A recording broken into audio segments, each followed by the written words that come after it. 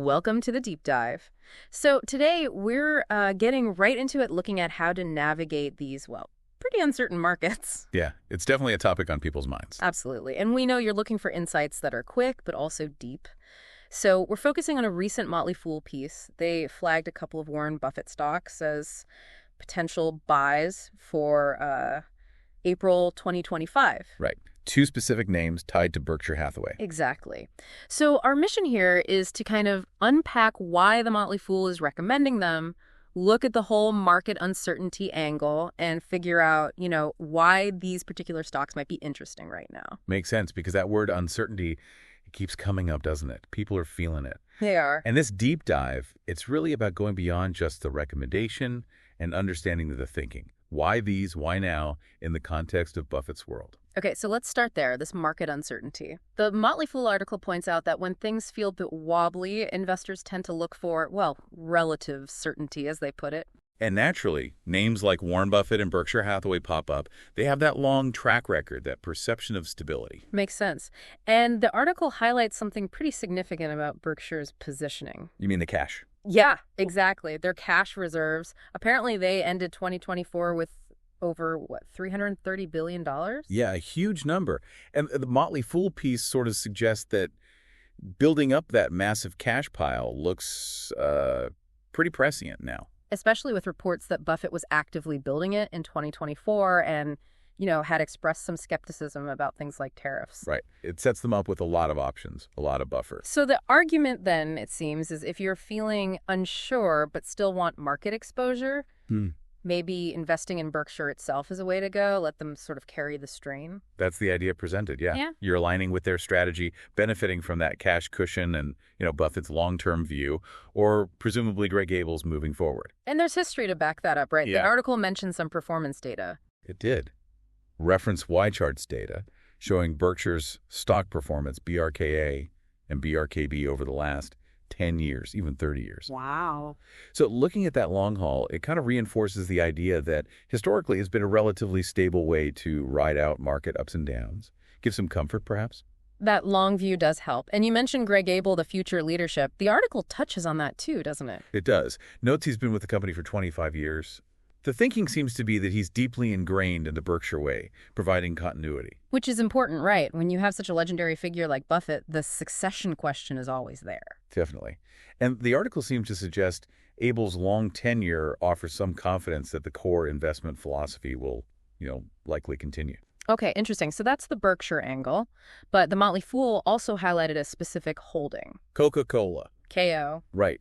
A huge position for Berkshire, isn't it? One of the biggest. The article mentioned, citing SEC filings, they held 400 million shares at the end of 2024. And how's it been doing? The Motley Fool noted its performance. Yeah, they said it was up about 9% so far in 2025, which, has helped Berkshire's own performance given the size of the holding. And there's a dividend too, right? Uh-huh. Nearly a 3% dividend yield, which the article flags as another positive for investors looking for some income alongside potential growth. Okay, so potential growth, income stream. Yeah. Sounds good. But what about the potential downsides? Like, isn't a global company like Coke vulnerable to trade issues? Tariffs. That's a really key question the article tackles.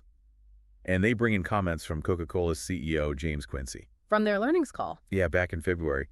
His main point, as reported, was that Coca-Cola is actually predominantly a local business. Local? How so? They sell everywhere. Right. But he apparently emphasized that the vast majority of what people drink in the U.S., for example, is actually made in the U.S. Oh, okay. So it's not like they're importing finished Coke cans across borders on a massive scale. See, that's the point he was making. He used the phrase, well, it's a global business, it's very local, meaning production is often close to the point of consumption. That makes a difference for tariffs on finished goods, definitely. But what about the ingredients or packaging? Like aluminum for the cans, that's been a tariff topic. Good point. And Quincy addressed that too, according to the article. He basically said, look, packaging is a small component of their total costs. Small component, even with aluminum prices potentially going up. Well, he acknowledged the cost isn't insignificant, but the implication was that it's manageable within their overall structure. And I guess higher aluminum costs would hit their competitors too, right? It's not just a Coke problem. Exactly. That levels the playing field somewhat. And this is where Coke's scale might actually be an advantage.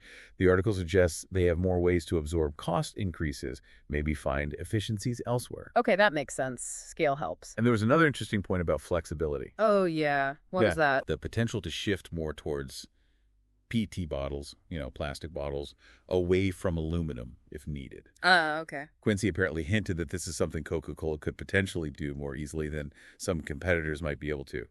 Gives them another lever to pull. So flexibility in packaging. That's interesting. It adds another layer of resilience, maybe. That seems to be the implication. So if you put it all together, the local production minimizing direct tariff hits, the view that packaging cost hikes are manageable, plus this flexibility with PD. The Motley Fool seems to see Coke as pretty well positioned against those specific trade concerns. Right. Along with the dividend and just being a massive established brand. Exactly, making it look like a potentially solid choice in uncertain times, especially given its huge role in Berkshire's portfolio. Which, like you said, brings us back to Berkshire Hathaway itself. Because the Fool isn't just saying buy Coke, they're also saying consider buying Berkshire stock, BRK.A or B. Yeah, as a strategy in itself for navigating uncertainty. So the logic is basically, instead of picking individual stocks yourself in a tricky market, you buy into Berkshire. You get Buffett's and soon Abel's oversight. And you get that massive cash reserve working for you, potentially buffering downturns or being deployed for opportunities. Plus, it's already diversified across all the businesses Berkshire owns. It's kind of like a managed fund run by arguably one of the best with a huge safety net of cash. That's a good way to put it. Yeah. And again, the historical track record gives that approach some weight. So ultimately, the common thread here, according to the Motley Fool piece, is... It's what they call Buffett's seal of approval for both Berkshire itself and for a major holding like Coca-Cola. And in uncertain times, that seal carries a lot of weight for investors looking for some kind of anchor. It suggests stability, a long-term focus, careful management, things people value when the market feels choppy. Okay, so let's sort of recap the main takeaways from this deep dive into the Motley Fool's thinking.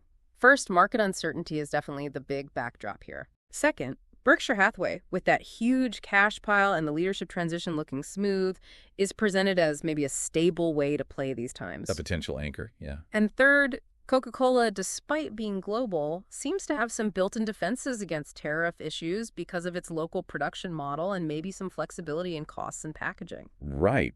Making it an interesting case study in resilience, and obviously a stock Buffett heavily endorses through ownership, both having that seal of approval. So it leaves us with a final thought for you, the listener, to chew on. Yeah, think about this. How much does a company's cash on hand or how localized its supply chain is really matter when things get economically or geopolitically tense? And maybe stepping back even further beyond just picking stocks like these, what other things make an investment strategy truly resilient and, adaptable in a world that seems increasingly unpredictable? Definitely something worth mulling over as you navigate your own investment decisions.